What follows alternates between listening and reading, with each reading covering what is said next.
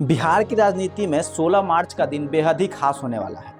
राज्यसभा की 5 सीटों के लिए होने वाले वोटिंग ने पटना के सियासी पारे को 7वें आसमान पर पहुंचा दिया है। एक तरफ एनडीए का क्लीन स्वीप का दावा है तो दूसरी तरफ आरजेडी की साख दांव पर लगी है। बिहार की राजनीति में खेला शब्द अब आम हो चुका है, लेकिन 16 मार्च को होने वाले खेला राज्यसभा की उस एक सीट के लिए है जिसने सूबे की सियासत में हलचल मचा दी है। क्या तेजस्वी यादव के सीपे सलार एडी सिंह की नैया पार लगेगी या फिर उपेंद्र कुशवाहा और बीजेपी के सीवीएस राम मिलकर आरजेडी का सुपड़ा साफ कर देंगे। दरअसल बिहार में राज्यसभा की कुल 5 सीटें खाली हो रही हैं। चुनाव के मैदान में है 6 उम्मीदवार। एक उम्मीदवार को जीत के लिए कम से कम 41 वोट की जरूरत है। एनडीए के पास विधानसभा में लगभग 202 विधायकों का भारी भरकम बहुमत है।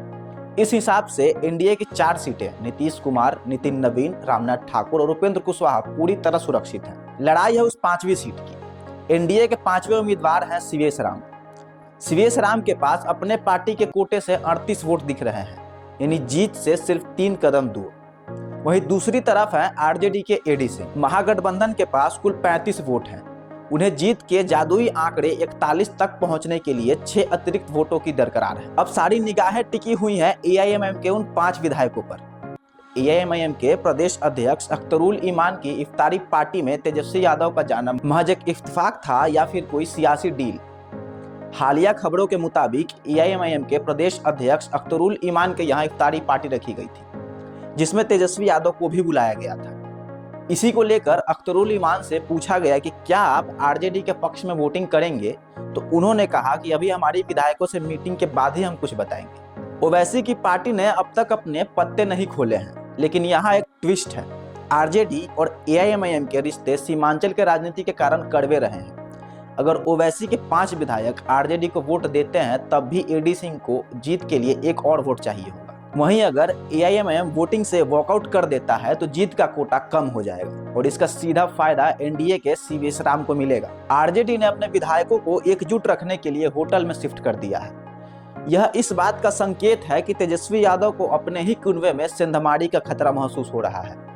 उधर एनडीए खेमा पूरी तरह कॉन्फिडेंट है। उनका दावा है कि केवल निर्दलीय विधायक ही नहीं बल्कि विपक्षी खेमे में से भी कई विधायक अपनी अंतरात्मा की आवाज पर उन्हें वोट देंगे। तो क्या एडी सिंह की नैया पार होगी?